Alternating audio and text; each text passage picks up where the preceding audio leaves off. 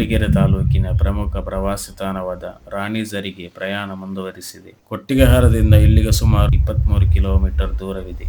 ಇದು ಕುದುರೆಮುಖ ರಾಷ್ಟ್ರೀಯ ಉದ್ಯಾನವನದ ವ್ಯಾಪ್ತಿಗೆ ಬರುವ ಪ್ರದೇಶ. ಸ್ವಲ್ಪ ನಡೆದ ಮೇಲೆ ನಮಗೆ ಕಾಣುವುದು ಪ್ರಪಾತದ ವೀಕ್ಷಣೆ. ದೂರದಿಂದ ಗಡಾಯಿಕಲ್ಲು ಅಥವಾ ಜಮಲಾಬಾದ್ ಗುಡ್ಡ ಕಾಣುತ್ತದೆ. ನಾವು ದಿನನಿತ್ಯ ಆಕಾಶದಲ್ಲಿ ಕಾಣುವ ಮೋಡಗಳು ಇಲ್ಲಿ ನಮ್ಮ ಕಣ್ಣೆದುರೇ ಚಲಿಸುತ್ತಿರುತ್ತವೆ. ಒಮ್ಮೆ ದಟ್ಟವಾದ ಮೋಡಗಳು ಬಂದು ಕೆಳಗಿನ ದೃಶ್ಯಗಳನ್ನು ಮುಚ್ಚಿ ಹೋದರೆ ಮತ್ತೆ ಮೋಡಗಳು ಮಾಯವಾಗಿ ಕೆಳಗಿನ ಹಳ್ಳಿಗಳ ದೃಶ್ಯಗಳನ್ನು ಕಾಣಬಹುದು. ಇಲ್ಲಿ ಸಣ್ಣದೊಂದು ವೀಕ್ಷಣಾ ಗೋಪುರ ನಿರ್ಮಿಸಿದ್ದಾರೆ.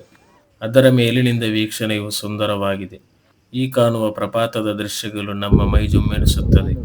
ಪಶ್ಚಿಮ ಘಟ್ಟಗಳ ಬೆಟ್ಟ ಗುಡ್ಡಗಳ ಸಾಲೆ ಹಾಗೆ ನಮ್ಮನ್ನು ರೋಮಾಂಚನಗೊಳಿಸುವಂತಹದ್ದು.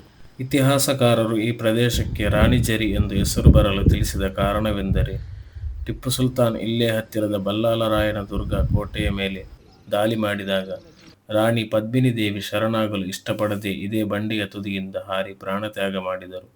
ಆದ್ದರಿಂದ ಇಲ್ಲಿಗೆ ರಾಣಿಝರಿ ಎಂಬ ಹೆಸರು ಬಂತು. ಹಿಂದಿನ ಕಾಲದಿಂದಲೂ ಇಲ್ಲಿನ ಸುತ್ತಮುತ್ತಲಿನ ಹಳ್ಳಿಗಳ ಜನರು ದನ ಮೇಯಿಸಲು ಇಲ್ಲಿಗೆ ಬರುತ್ತಾರೆ. ಇಲ್ಲಿ ಹುಲ್ಲುಗಾವಲು ಪ್ರದೇಶಗಳು ಹೇರಳವಾಗಿದೆ. ಮುಂದೆ ದೊಡ್ಡ ಪ್ರಪಾತ ಇರುವುದರಿಂದ ಪ್ರವಾಸಿಗರು ತುಂಬಾ ಜಾಗರೂಕತೆಯಿಂದ ಇರಬೇಕು. ಈ ರೀತಿಯಾಗಿ ನಡೆಯುವುದೇ ಒಂದು ಸುಂದರ ಅನುಭವ. ಇವೆಲ್ಲ ನಮ್ಮ ಪಶ್ಚಿಮ ಘಟ್ಟಗಳ ಒಂದು ಸಣ್ಣ ಭಾಗ ಅಷ್ಟೇ. ಈ ಪಶ್ಚಿಮ ಘಟ್ಟಗಳೇ ನಮಗೆ ನೀರೊದಗಿಸುವ ಪ್ರಮುಖ ತಾಣ. ಬೆಟ್ಟದ ಮೇಲಿನವರೆಗೆ ನಮಗೆ ಹೋಗಬಹುದು.